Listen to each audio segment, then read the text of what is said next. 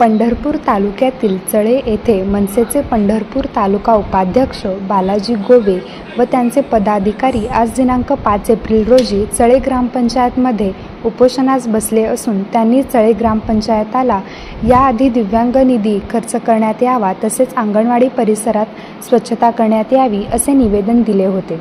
चळे ग्रामपंचायत यांनी त्यांना 5% दिव्यांग निधी खर्च करण्यात येईल व अंगणवाडी परिसरही स्वच्छ करण्यात येईल असे आश्वासन दिले होते, परंतु अद्यापही निधी खर्च करण्यात आलेला नाही व स्वच्छता झाली नाही। म्हणून आज बालाजी गोवे व त्यांच्या पदाधिकाऱ्यांसह चळे ग्रामपंचायतमध्ये उपोषणाला बसले असून मागण्या मान्य होईपर्यंत उपोषण सोडणार नाही असे म्हटले आहे।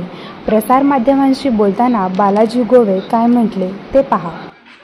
चळे येथील दिव्यांग बांधवांसाठी वारंवार ग्रामपंचायत, ग्रामसेवक, सरपंच चळे यांना वारंवार तक्रार करूनही त्यांनी दिव्यांग बांधवांसाठी निधी दिला नाही।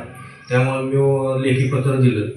त्यानंतर त्यांनी 8 दिवसात देतो म्हणून मला लेखी पत्र दिलं की बाबा तुला 8 दिवसात सगळ्या दिव्यांग बांधवांना निधी देतो। या वर्षी मिळाला हां, आणि ह्याच्या अगोदर पण 4 वर्षी निधी दिला नाही।